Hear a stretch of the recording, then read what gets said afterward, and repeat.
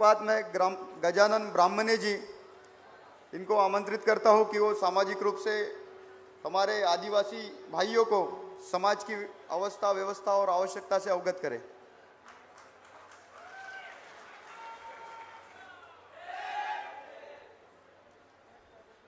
धन्यवाद।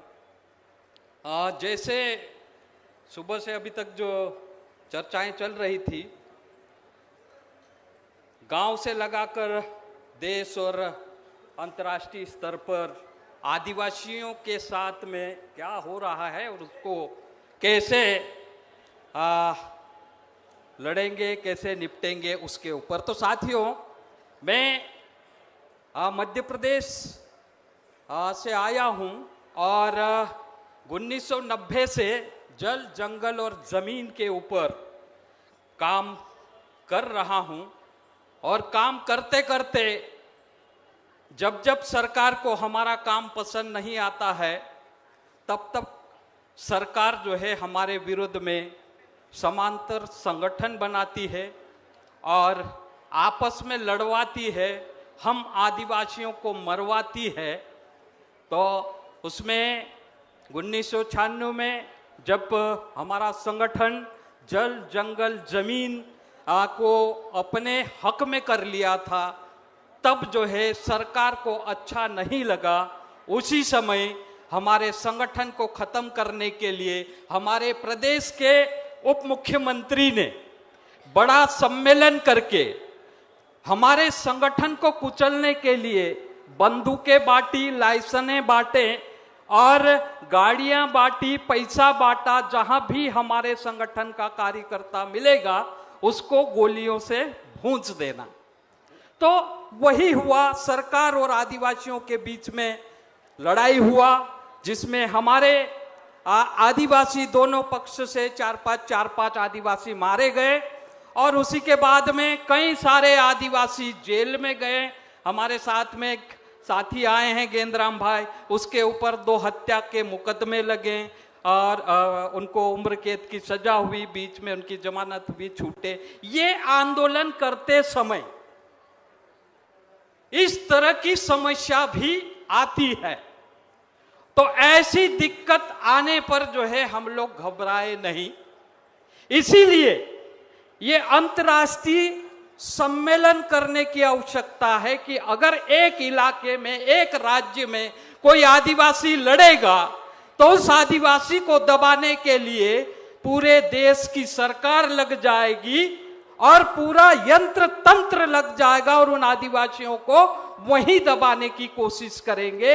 इसलिए साथियों, आज का जो अंतर्राष्ट्रीय कार्यक्रम है, इस कार्यक्रम के माध्यम से हम पूरे देश और दुनिया के आदिवासी को एक मंच पे कैसे लाएं और उन आदिवासियों की समस्या को प्रदेश स्तर, जिला स्तर, प्रदेश स्तर और देश स्तर और अंतर्राष्ट्रीय स्तर पर ले जाकर कैसे हम लड़ेंगे। तो साथियों, मैं भी जब आंदोलन हम लोग कर रहे थे उसी समय पूरे देश के जंगल जमीन पर काम करने वाले 67 संगठन मिलकर जब 1993 में जयंत प्रसाद ने संयुक्त राष्ट्र संघ में जाकर बोला था कि भारत में आदिवासी नहीं रहता है, यहां रहने वाले सारे लोग आदिवासी हैं। तो इसी बात के विरोध में बोलने के लिए मानव अधिकार आयोग की बैठक 20 से 29 जुलाई 1994 को हुई थी। उसमें मैं भी एक सदस्य होकर भारत का आदिवासी का प्रतिनिधित्व करने स्विट्जरलैंड जिनेवा के सम्मेलन में गया था। तो मैं वहां जाकर जिस प्रकार से हम लोगों ने यहां अंतिम पीढ़ी को बचाने की अंतिम लड़ाई की बात कर रहे हैं, तो ये चीज मैंने कहा है। मैंने कई सारी बातें कही, लेकिन कुछ बातें मैं आपके सामने रखना चाहता हूं। जैसे कि मैंने कहा था कि भारतीय संविधान के प्रावधानों एवं भारत के पहले प्रधानमंत्री पंडित जवाहरलाल नेहरू की आदिवासी के बारे में संवैधानिक विचार को साथ में देखते हुए देशज लोगों के हक अधिकार के सिद्धांत मिलते जुलते हैं, लेकिन ये सभी क्रांतिकारी मानवीय भूमिका कानून योजना और कार्यक्रम होने के बावजूद भी स्वतंत्र भारत में आदिवासियों की स्थिति ज्यादा खराब होती जा रही है और दूसरी तरफ आदिवासी इलाके में उपनिवेशवाद जैसे देखने में आ रहा है। कानूनी एवं गैर कानूनी तरीके से आदिवासी की जल जंगल और जमीन पर हम जीते आए हैं, उस पर गैर आदिवासियों का कब्जा हो रहा है और आदिवासियों को वहां से हटाया जा रहा है। सत्ताधारियों का एकीकरण के कार्यक्रम के आधार पर हमारी मातृभाषा, संस्कृति, सामाजिक ढांचा, रीति रिवाज, धर्म और रहन सहन को तुच्छ मानकर सरकार द्वारा दबाया जा रहा है।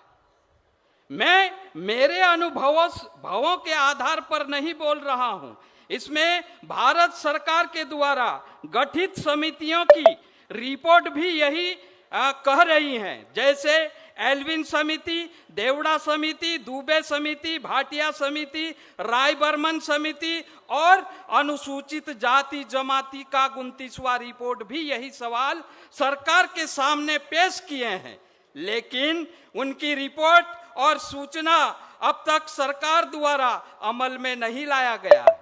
जब कभी हम आदिवासी हमारी भाषा, संस्कृति, रीति रिवाज, धर्म, इतिहास, अधिकार, हक की मांग करते हैं तो सरकार हमारी मांगों को दबा देती है।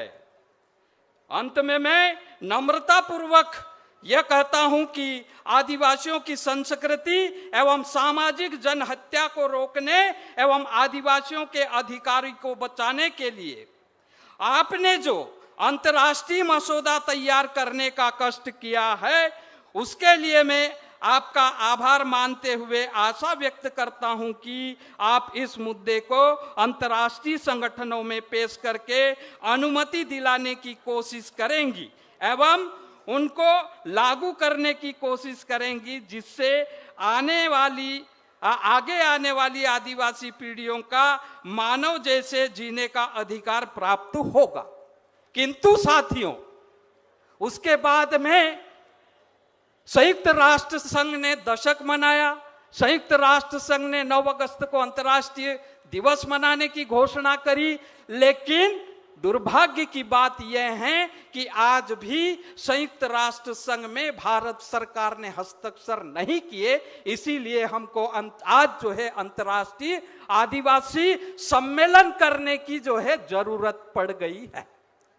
तो मैं आप सभी को निवेदन करता हूं और इस मंच से आशा रखता हूं कि आगे आने वाले समय में मेरे पूर्व वक्ताओं ने कहा कि किस तरह से जो है हमारे देश में, चाहे वो जंगल की बात हो, जमीन की, पानी की या रोजगार की बात हो, रोजगार खत्म, पानी खत्म, जमीन खत्म, जंगल खत्म, तो हम आगे क्या करने वाले हैं और हमारे अधिकार के ऊपर क्या होने वाला है, इसको लेकर पूरे देश के आदिवासी को एक साथ होकर कहीं ना कहीं जिस प्रकार से आगे हमको जो है हमारे समाज को दिशा देने के लिए ऐसे कोई कार्यक्रम करें जिससे समाज को दिशा मिले और आने वाली पीढ़ी को जीवन जीने का या दूसरे समाज जैसे इज्जत से जीने का अधिकार मिले। इसी आशा और विश्वास के साथ में